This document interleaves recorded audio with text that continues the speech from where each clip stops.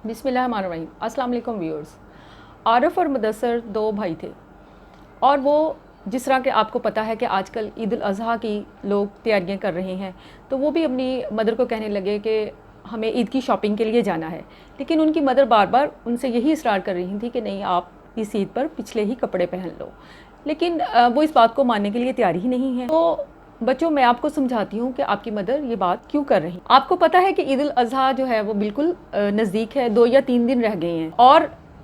हर ईद की तरह बच्चे जो हैं वो ईद की शॉपिंग के लिए बहुत ज़्यादा बेचैन होते हैं और वो चाहते हैं कि वो ईद के ऊपर नए नए कपड़े पहने, नए नए शूज़ ख़रीदें। इसके साथ साथ बच्चियाँ जो हैं वो मुख्तलिफ़ किस्म की पोनियाँ, मुख्तलिफ़ किस्म के हार, चूड़ियाँ लेना चाहती हैं। तो इस ईद पर भी बच्चे जो हैं वो बहुत ज़्यादा इसरार कर रहे हैं। लेकिन आपको इस बात का इल्म है बच्चों कि इस दफ़ा जो ईद है वो पिछली ईदों से काफ़ी हद तक मुख्तलिफ़ है, क्योंकि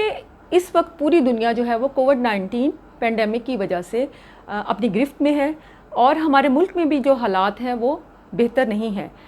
अगरचे अगर हम मौजूदा सूरत हाल को देखें तो आज के दिन की मैं जो सूरत हाल अगर आपके साथ शेयर करूं तो आज के दिन तकरीबन जो 23 अफराद हैं वो कोरोना वायरस से उनकी डेथ हुई है और जो तकरीबन जो नए केसेस जो 24 घंटे के अंदर रिपोर्ट हुए हैं वो 936 हैं और तकरीबन 26,000 जो लोग हैं वो एक्टिव मरीज़ हैं। अगरचे हम पिछले जो 2-3 माह हैं जब से ये बीमारी हमारे मुल्क के अंदर शुरू हुई, अगर हम पिछले उन तमाम दौरानिए को देखें तो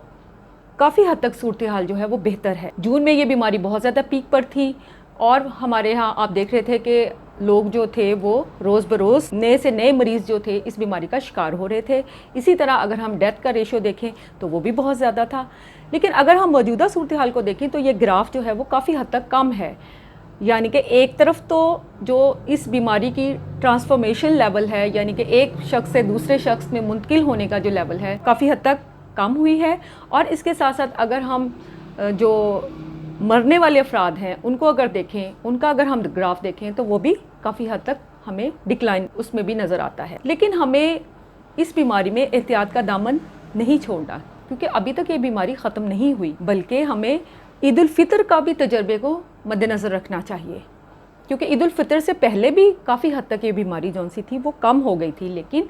जब ईद उल फितर के ऊपर लोगों ने बहुत ज़्यादा शॉपिंग की, एक दूसरे के घरों में मिलने जुलने के लिए गए, पार्कों में सैर करने के लिए गए, तो इस बीमारी ने फिर दोबारा अपना पीक जो था वो शुरू कर दिया। अब मौजूदा सूरत हाल में फिर हमारे पास ईद उल अज़हा आ रही है, बहुत मुक़द्दस एक त्यौहार है, लेकिन हमें इस तमाम सूरत हाल के अंदर रहते हुए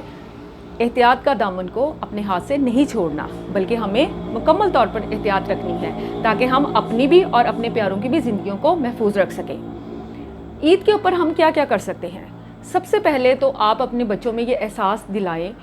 कि इस ईद के ऊपर वो शॉपिंग करने के लिए नहीं जाएंगे। वैसे तो अगर हम देखें तो हमारे मुल्क में इस वक्त स्मार्ट लॉकडाउन लगा हुआ है और तकरीबन जो है वो सारी ही शॉप्स बंद हैं, सिर्फ खाने पीने की और मेडिकल स्टोर जो हैं वो खुले हुए हैं। लेकिन आपको इस बात का तो काफ़ी हद तक अंदाज़ा होगा कि जो बड़े बड़े मॉल्स हैं, जो बड़े बड़े जनरल स्टोर्स हैं, उनके अंदर तकरीबन हर चीज़ अवेलेबल है। यानी वहाँ पे शूज़ भी अवेलेबल हैं, इसी तरह मुख्तलिफ़ किस्म के ड्रेसेस हैं, चूड़ियाँ हैं और भी बनाव सिंगार की तकरीबन तमाम चीज़ें वहाँ पर मौजूद हैं। तो आप अपने बच्चों के अंदर इस वक्त ये जज्बा पैदा करें कि वो अपनी शॉपिंग के लिए जो भी उन्होंने अपनी पॉकेट मनी जमा की है या आपने उनको शॉपिंग के लिए जो भी रकम देनी है वो किसी गरीब की मदद करें, क्योंकि आपको पता है कि इस वक्त लॉकडाउन की वजह से हमारे बहुत से बहन भाई ऐसे हैं जिनका के कारोबार मुकम्मल तौर पर ख़त्म हो चुका है और वो इस वक्त इतनी गुर्बत की सूरत हाल से दो चार हैं कि उनके पास 2 वक्त का खाना भी मैसर नहीं है। लिहाजा आप अपनी खुशियों में उन लोगों को भी शामिल करें और उन लोगों को आप अपनी पॉकेट मनी जो है आप अपने बच्चों में ये एहसास पैदा करें। ये वक्त है कि आप उनके अंदर हमदर्दी का जज्बा पैदा करें और उन्हें कहें कि अपनी खुशियों में उन बहन भाइयों को भी ज़रूर शामिल करें। इसके बाद आ जाती है कुर्बानी। कुर्बानी का जानवर ख़रीदने के लिए भी बच्चे बहुत ज़्यादा पुरजोश होते हैं और वो बहुत खुशी खुशी मंडी में जाते हैं और वहाँ पे अपनी पसंद का जानवर ख़रीदते हैं। लेकिन इस दफ़ा एहतियात करें, इस दफ़ा प्लीज़ आप लोग इस बात के लिए एहतियात करें कि आप अपने बच्चों को मवेशियों की मंडी में मत लेकर जाएं। और इसके साथ साथ जो उम्र रसीदा लोग हैं जिनकी उम्र जो है वो ज़्यादा है, आप उनको भी बराए मेहरबानी मंडी मवेशियाँ में लेकर ना जाएं। بلکہ اگر آپ نے بھی جانا ہے تو آپ پوری احتیاط کے ساتھ تمام SOPs کے اوپر عمل کرتے ہوئے وہاں پر جائیں، یعنی کہ آپ نے ماسک لگایا ہوا ہو، اور اس کے ساتھ ساتھ آپ کسی بھی شخص کے ساتھ 6 فٹ کا تقریباً فاصلہ رکھیں۔ اس فاصلے کو برقرار رکھتے ہوئے آپ کوشش کریں کہ بہت زیادہ جھمگھٹے والی جگہ پر نہ جائیں۔ اس کے ساتھ ساتھ ایک اور بہت زیادہ سہولت ہمارے لیے اویلیبل ہے، وہ ہے آن لائن شاپنگ کی۔ آپ آن لائن شاپنگ بھی کر سکتے ہیں اور اس کے ذریعے بھی قربانی کا جانور خرید سکتے ہیں۔ اس کے بعد آ جاتی ہے عید کی نماز پڑھنا۔ عید کی نماز پڑھنے کے دوران بھی پلیز آپ سب لوگ پورے SOPs کا دھیان رکھیں، اپنے ماسک کا دھیان رکھیں، اپنے فاصلے کا دھیان رکھیں، کیونکہ انشاءاللہ اگلی عید کے اوپر انشاءاللہ یہ جو موذی مرض ہے یہ کافی حد تک ختم ہو چکا ہوگا، تو انشاءاللہ جو ہے کہ ہم اگلی عید کے اوپر شاپنگ بھی کریں گے اور اس کے ساتھ ساتھ اپنی عید کو بھرپور طریقے سے انجوائے کریں گے۔ اس کے بعد آ جاتا ہے قربانی کا عمل۔ قربانی کے عمل کے دوران بھی پلیز آپ پوری احتیاط کے ساتھ ہر بات کا دھیان رکھیں اور تمام SOPs کو فالو کریں۔ اس میں بھی قربانی کرتے وقت آپ اپنے جو آپ کا کسائی ہے یا آپ خود اگر کر رہے ہیں تو آپ کوشش کریں کہ ماسک کا استعمال کریں، اپنے ہاتھوں کو بار بار دھوئیں، بچوں کو وہاں پہ قریب نہ آنے دیں، مکمل طور پر احتیاط کریں۔ گوشت بانٹنے کی باری کے دوران بھی آپ کوشش کریں کہ جھمگھٹا نہ لگائیں اور کوشش کریں کہ جو ایک فرد ہے وہ ایک تھال میں ڈال کر پورے جہاں پر بھی آپ تقسیم کرنا چاہتے ہیں اپنے گوشت کو آسانی کے ساتھ اور پورے SOPs کو فالو کرتے ہوئے گوشت تقسیم کریں۔ آپ کے بچے اگر پارک میں جانے کی ضد کر رہے ہیں تو آپ کوشش کریں کہ ان کو گھر میں ہی مصروف رکھیں۔ ایک تو آپ کو پتہ ہے کہ گرمی بہت زیادہ ہے اور دوسرا جو ہے وہ COVID-19 مکمل طور پر ہمارے ملک سے ابھی بھی ختم نہیں ہوا، لہٰذا ہمیں بالکل احتیاط کرنے کی ضرورت ہے، کیونکہ اگر ہم نے ذرا بھی احتیاط کا دامن ہاتھ سے چھوڑا تو ہمیں پھر اس موذی مرض کا سامنا کرنا پڑے گا۔ ایک طرف تو اس سے بہت زیادہ فائنینشلی طور پہ ہمیں نقصان ہوگا اور دوسرا اس کے ساتھ ساتھ ہمیں بہت زیادہ سائیکولوجیکلی بھی نقصان ہوتا ہے، لہٰذا خدا را آپ نے کوشش کرنی ہے کہ آپ نے مکمل طور پر احتیاط کرنی ہے۔ اور ایک اور اہم بات، آپ نے قربانی کی جو علائشیں ہیں اور قربانی کے جو باقیات ہیں ان کو باہر نہیں پھینکنا،